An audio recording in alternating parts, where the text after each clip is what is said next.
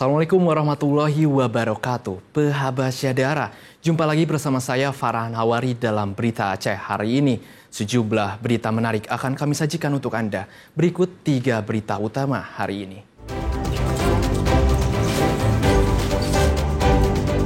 Sebuah ledakan terjadi di pabrik pembuatan es di Melabuh, Aceh Barat, menyebabkan 2 pekerja terluka.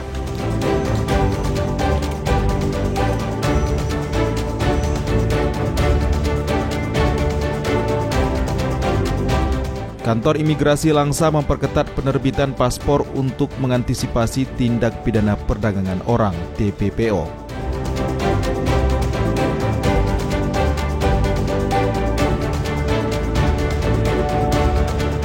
Beberapa seniman Aceh menampilkan karya terbaiknya pada penampilan kolaborasi opera Cinta di Taman Budaya Banda Aceh.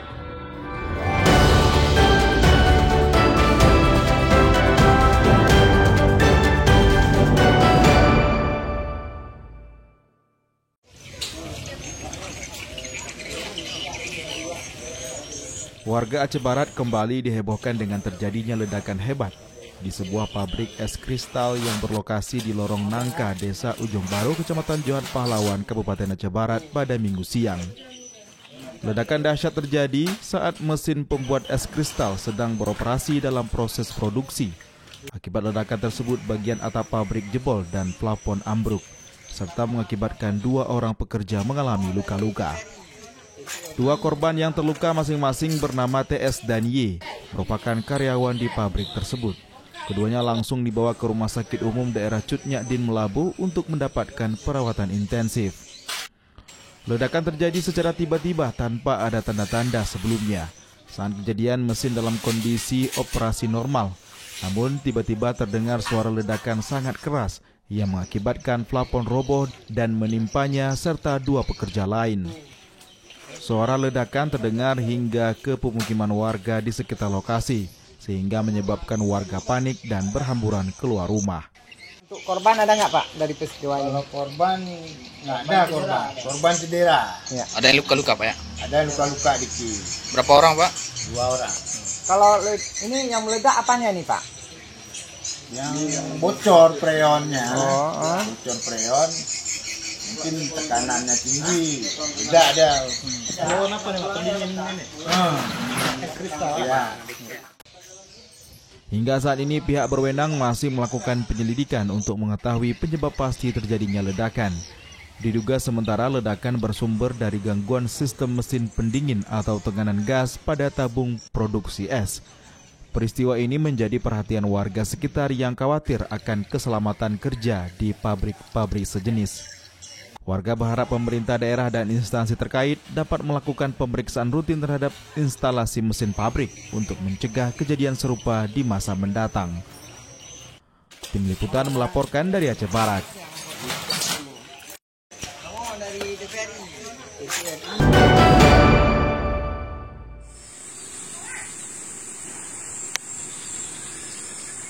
Hujan deras yang mengguyur 2 kecamatan di Kabupaten Aceh Barat Daya menyebabkan Sungai Krung Susuh meluap. Akibatnya 4 desa di 2 kecamatan terkena banjir hingga menggenangi puluhan rumah. Adapun 4 desa yang terkena banjir yaitu Desa Kuta Bahagia dan Desa Belang Tarok di Kecamatan Belang Pidi, Desa Pulau Kayu dan Desa Pauh, Kecamatan Susuh. Dari 4 desa yang terkena banjir, Desa Kuta Bahagia merupakan yang paling parah hingga tanggul Krung Susuh sepanjang 50 meter.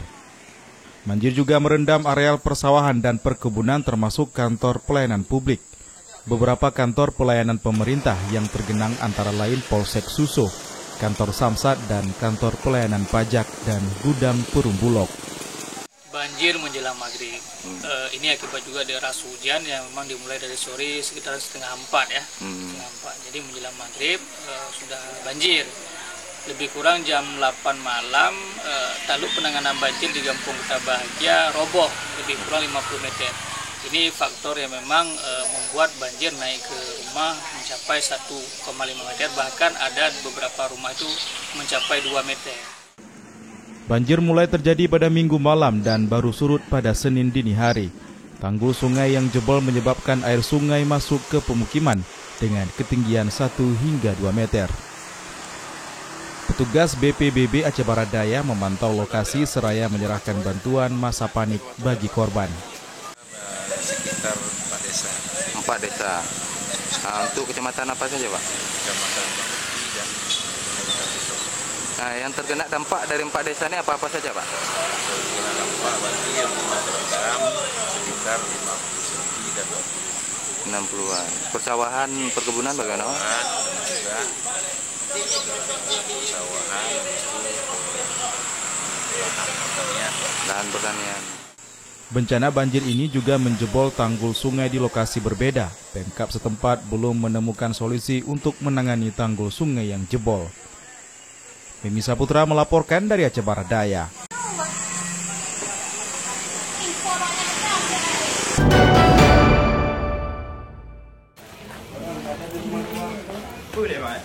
Banyak. Warga desa Gampa, Kecamatan Johan Pahlawan, Kabupaten Aceh Barat digegerkan dengan peristiwa ledakan dahsyat di sebuah gudang oksigen pada Rabu siang.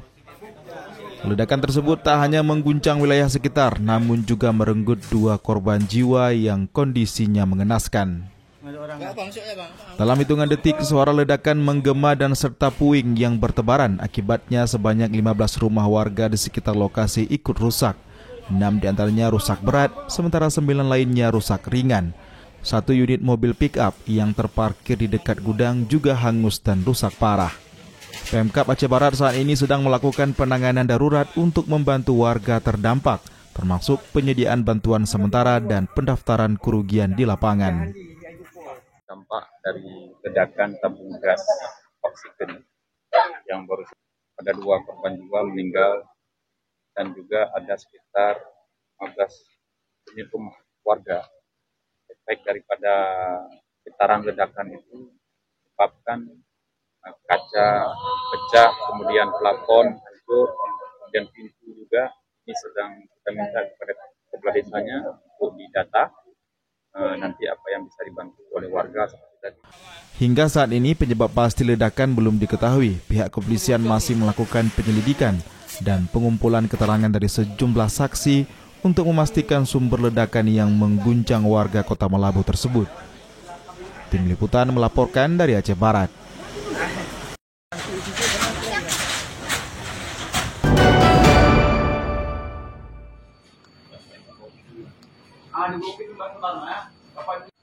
Tindak pidana perdagangan orang (TPPO) masih menjadi ancaman di berbagai daerah. Kantor Imigrasi Kelas 2 TPI Langsa terus menempuh berbagai upaya untuk mencegah TPPO yang hingga saat ini belum bereda. Para pemohon paspor diwawancarai lebih mendalam untuk mengetahui maksud pemohon, sehingga petugas dapat mendeteksi calon tenaga kerja yang beresiko menjadi korban perdagangan orang.